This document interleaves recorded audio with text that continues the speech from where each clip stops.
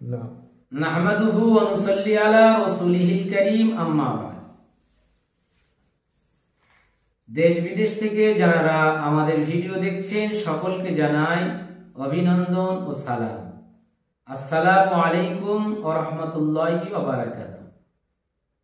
আজকের আলোচনার মূল বিষয়বস্তু হলো রাসূলুল্লাহ সাল্লাল্লাহু আলাইহি ওয়াসাল্লাম শাবান মাসে কেন অধিক পরিমাণ রোজা রাখতেন।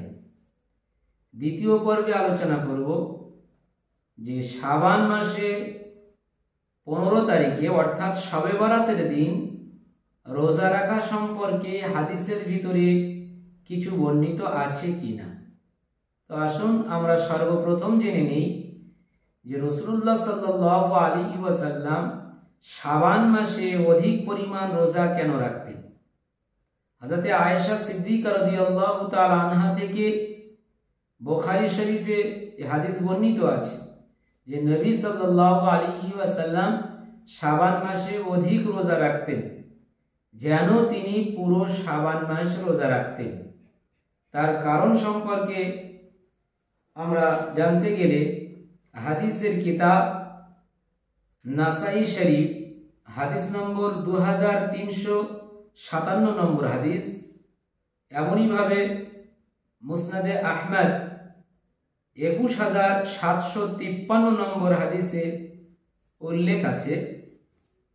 আন উসামা বিন যায়েদ রাদিয়াল্লাহু তাআলা আনহুমা, তিনি বর্ণনা করেছেন যে রাসূলুল্লাহ সাল্লাল্লাহু আলাইহি ওয়াসাল্লাম জানিয়েছেন, হুয়া শাহরুন তুরফাউ ফীহিল আমালু ইলা রাব্বিল আলামিন ফাউহিব্বু আন ইউরফা আমালি ওয়া আনা সাঈম। রাসূলুল্লাহ সাল্লাল্লাহু আলাইহি ওয়াসাল্লাম তিনি জানিয়েছেন শাবান মাসে অধিক পরিমাণ রোজা রাখার কারণ। তিনি বলেন যে আমি শাবান মাসে অধিক পরিমাণ রোজা এই জন্য রাখি, শাবান মাসে আল্লাহ রাব্বুল আলামিনের দরবারে বান্দার বাৎসরিক আমল পেশ করা হয়। আমি পছন্দ করি যে আল্লাহ পাকের দরবারে আমার আমল এমত অবস্থায় পেশ করা হোক, আনা সাইম, যে আমি রোজা অবস্থায়।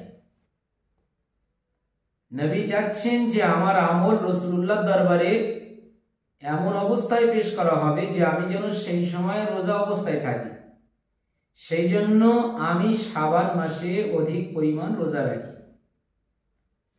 আরেকটি কারণ, রাসূলুল্লাহ সাল্লাল্লাহু আলাইহি ওয়াসাল্লামের শাবান মাসে অধিক পরিমাণ রোজা রাখা। আল্লাহ নবী সাল্লাল্লাহু আলাইহি ওয়াসাল্লাম বলেন যে শাবান মাস থেকে শুরু করে আগামী বছর শাবান মাস পর্যন্ত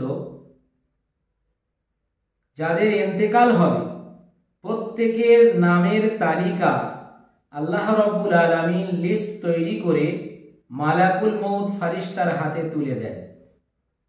অর্থাৎ এক বছরে যাদের মৃত্যু হবে এই শবে বরাতের রাত্রিরে আল্লাহ রাব্বুল আলামিন মালাকুল মউত ফারিস্তার হাতে সেই খাতাটা তুলে দেন।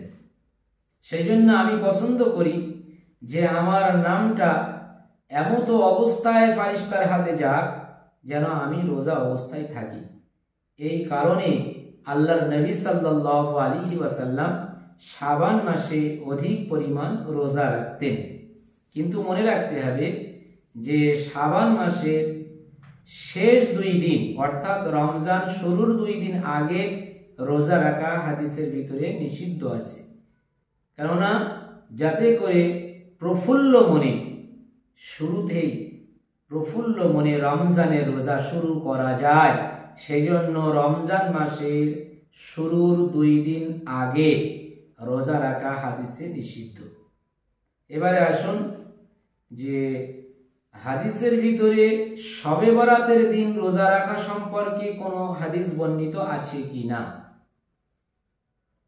আমরা সকলেই এ সম্পর্কে ওলামাদের মুখ থেকে অনেক মিডিয়ায় বা ইউটিউবে ফেসবুকের মাধ্যমে আমরা অনেকেই জেনে থাকি যে এক শ্রেণীর মুফতি সাহেবেরা বলেন যে এদিনে রোজা রাখা সুন্নাত, আর এক শ্রেণীর মানুষ বলেন এদিনে রোজা রাখা বিদআত, আর এক শ্রেণীর মানুষ বলেন এদিনে রোজা রাখা মুস্তাহাব। তো এ সম্পর্কে আমাদের জানা দরকার যে শবে বরাতের দিনে রোজা রাখা সম্পর্কে হাদিসে কি বর্ণিত আছে। এ সম্পর্কে গোটা হাদিসের ভান্ডারে 2টি হাদিস আছে, আর 2টি হাদিস মওযু অর্থাৎ জাল হাদিস। আর আমরা সকলেই জানি যে জাল হাদিস বর্ণনা করা, শোনা, আমল করা কোনোটাই কিন্তু জায়েজ নেই।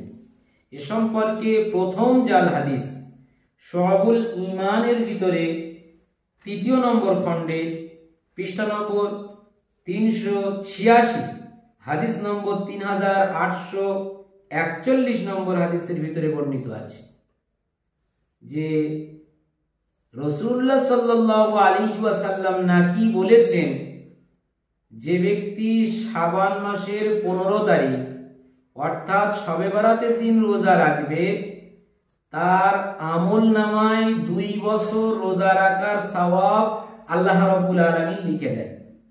1 বছর পিছনের আর 1 বছর আগে সামনের। এটা শুআবুল ঈমানের ভিতরে আছে।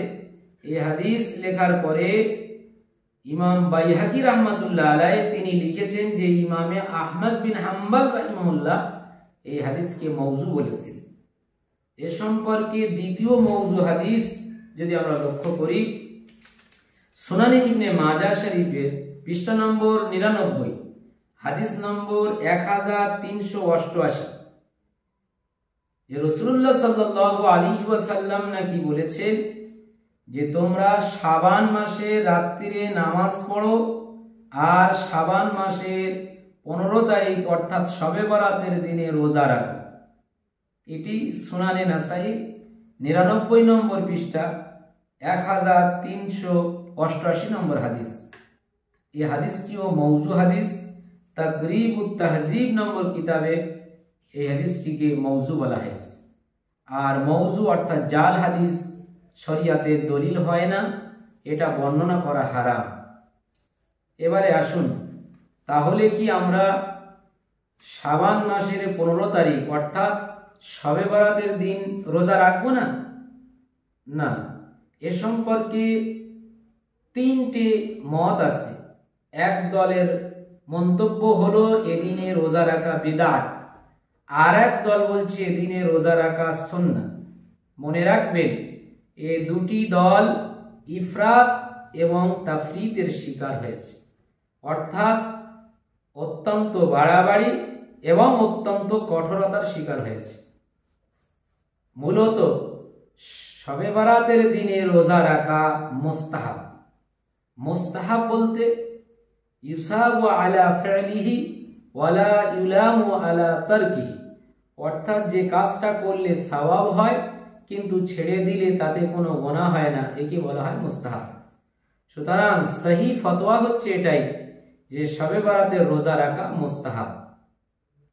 কেননা শবে বরাতের দিন রোজা রাখলে আপনার একটা অন্য হাদিসের প্রতি আপনার আমল হবে, যেহেতু শাবান মাসের 15 তারিখ এটাই হচ্ছে শবে বরাতের দিন। আর হাদিসের ভিতরে এসছে আইয়ামে 20 এর রোজা রাখা মুস্তাহাব।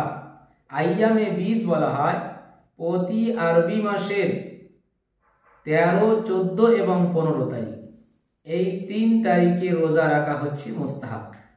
তাহলে আপনি যদি শবে বরাতের রোজা রাখেন আইয়ামে 20 এর দিন হওয়ার কারণে এটি মুস্তাহাব হলো। এবং বুখারী শরীফের হাদিস যেটি হযরতে আয়েশা সিদ্দিকা রাদিয়াল্লাহু তাআলা আনহা থেকে বর্ণিত যে নবী শাবান মাসে অধিক রোজা রাখতেন, তো শবে বরাতের দিনটাও শাবান মাসের একটা দিন, তাহলে এই হাদিস অনুযায়ী এটা মুস্তাহাব হলো। সেই জন্য আমি সকল দেশবাসীদেরকে বলবো আপনারা শবে বরাতের রোজা রাখবেন এবং এই শাবান মাসে বেশি বেশি করে রোজা রাখার চেষ্টা করবেন। আল্লাহ পাক আমাদের সকলকে আমল করার তৌফিক নসিব করেন। ওয়া আখির দাওয়ানা আনিল হামদুলিল্লাহি রাব্বিল আলামিন।